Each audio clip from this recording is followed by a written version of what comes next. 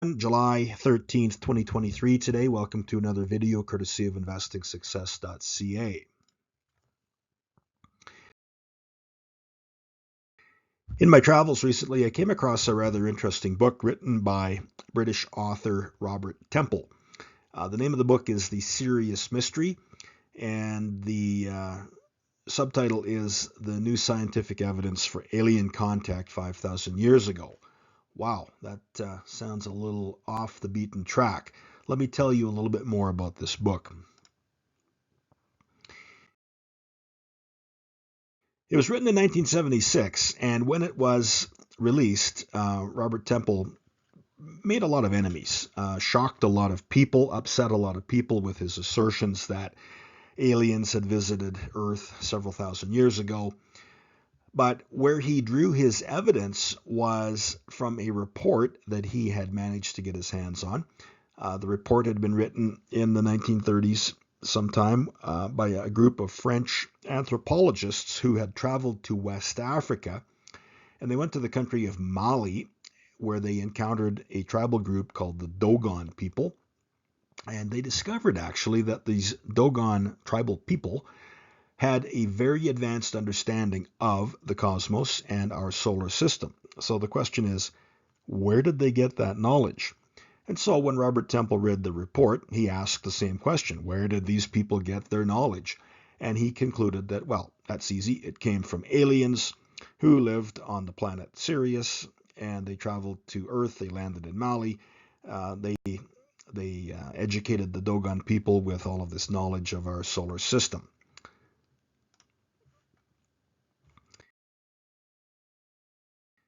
Now, the Dogon people believe that the star Sirius has a companion which orbits around the star Sirius in a 50-year orbital pattern, and they believe that the companion planet is made up of a special metal which is not found here on Earth. And you know what? Believe it or not, over the past couple decades, scientists have actually used very powerful telescopes, quantum mechanical theories, and other scientific applications, and yeah, they have determined that there is something that orbits around the star Sirius, and they've come to call that thing Sirius B. So the Dogon people were right. So again, how did they know this? Who told them? Where did they get this information from? Now, as far as the star Sirius is concerned, you've seen it. It is the brightest star in the night sky. And it actually does consist of a main star that is called Sirius A. And this orbiting companion body is called Sirius B. And it is what we call a white dwarf. So the main star, Sirius A, is extremely bright, 25 times as bright as the sun. And initially, Sirius B was quite a large orbiting body, and when it ran out of its hydrogen fuel, it became a red giant. It collapsed upon itself. It turned into a white dwarf. This all occurred 120 million years ago, but it took scientists with some very powerful telescopes and some very sensitive measuring instruments to arrive at that conclusion. But that conclusion is exactly what the Dogon people had told the anthropologists in the 1930s.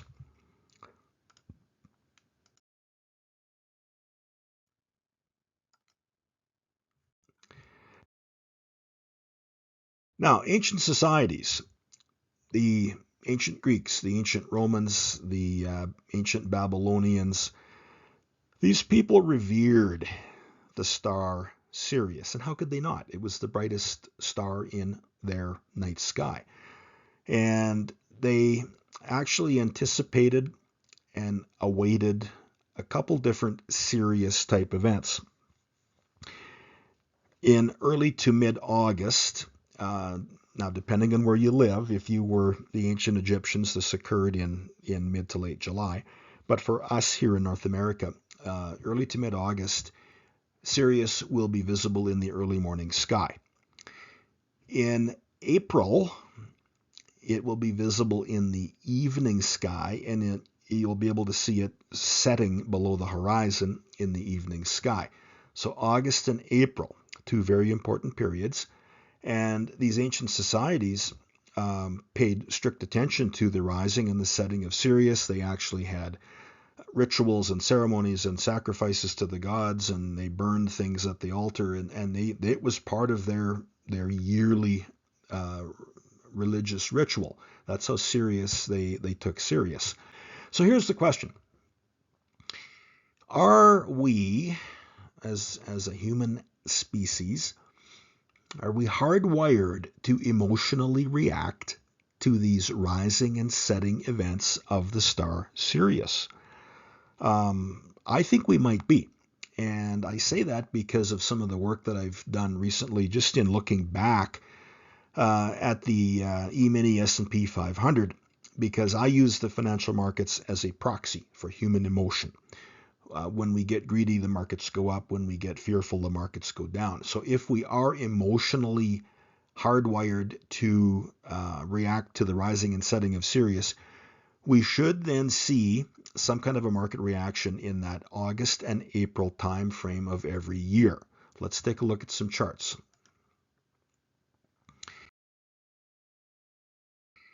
Here's a chart segment of the E-mini S&P 500 covering 2017 and 2018. So let's use the laser pointer here. Here's the April time frame in 2017. The market had been rising, and it subsequently reached the point where it could no longer advance, and it retreated.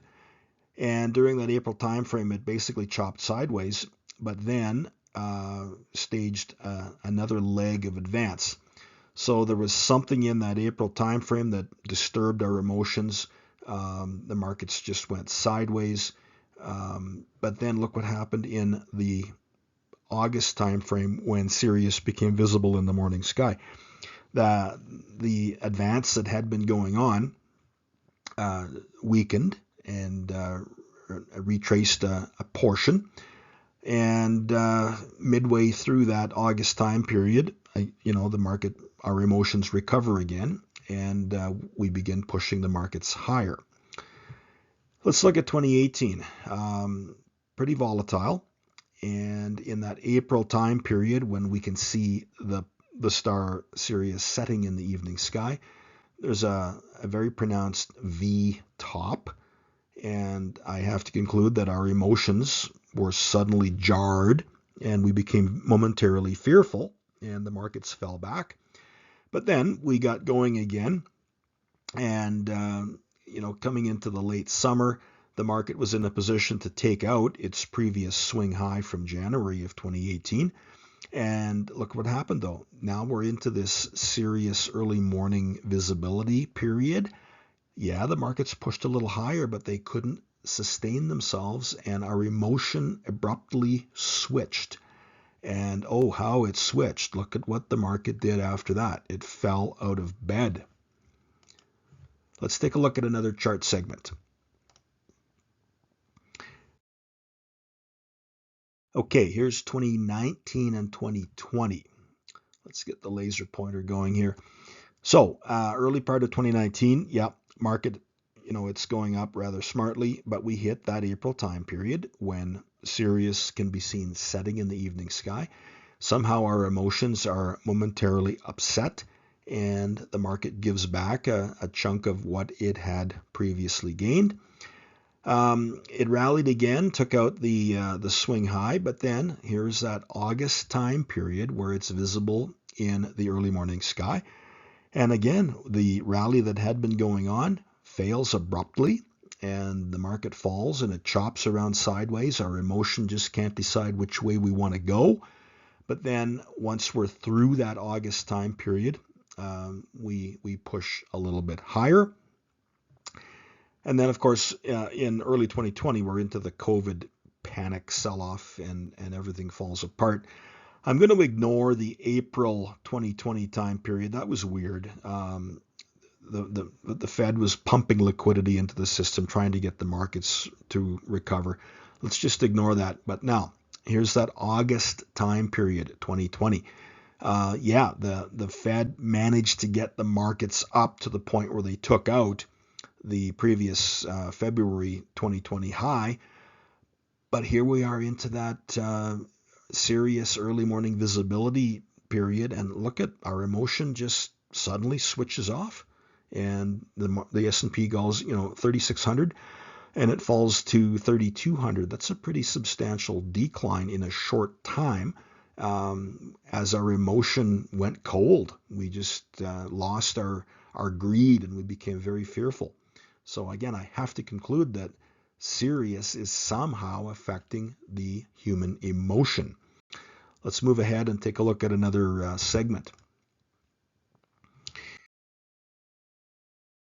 All right, here's 2021. Get the laser pointer going here. So yeah, a rally, and then in that April time period, our emotion gets disturbed temporarily, and the market sort of pulls back, and there's a period of uncertainty before we move a little bit higher. But here we go again in that August period where Sirius is visible in the morning, and look at what happens again. Our emotion just shuts off, and the market falls from, what is that, 45.50 down to 4300. Now that's a sharp pullback in a short time. So again, what was it that caused our emotion to shut off like that? It's got to be something to do with the fact that I think we're hardwired to the planet or to the star Sirius. 2022. Here's a counter trend rally in March. But look at what happens in April when Sirius can be seen setting in the evening sky. Suddenly our emotion is thrown for a loop, and the counter trend rally cannot continue, and the market abruptly turns, and it falls out of bed, and it takes us all the way down into our June swing low. And then the market recovers, and just when people were suggesting that, we've made the lows and we're going to go on and make new highs, no, we hit that August period where Sirius is visible in the early morning sky, and again our emotion just shuts off, and we go cold.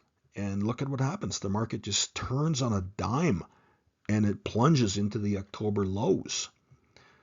Let's take a look at another little segment here.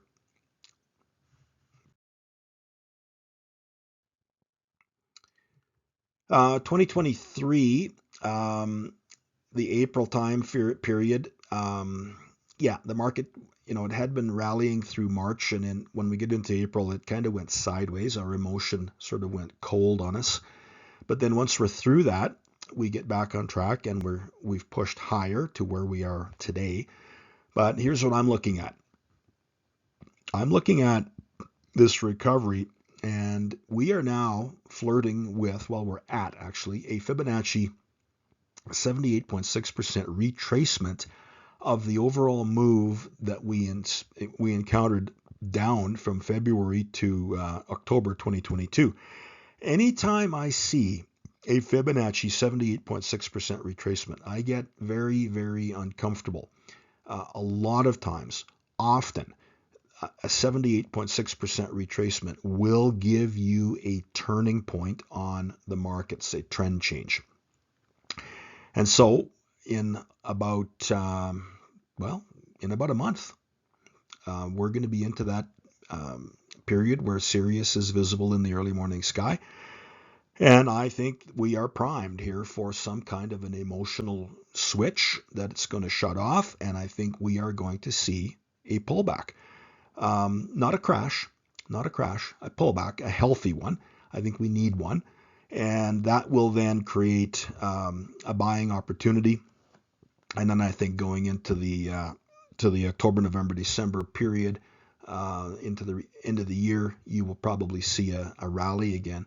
But and there's a number of other astro-cosmic events coming at us, a number of cyclical type events in August as well. So there's going to be this collision of cosmic events, most notably the Sirius early morning visibility. And keep your eyes on August for some spell of weakness. And so, to answer my question earlier, Is there a connection? Are we hardwired to the star Sirius? I think we are. I can't explain it. I am certainly not going to suggest that we were visited by aliens.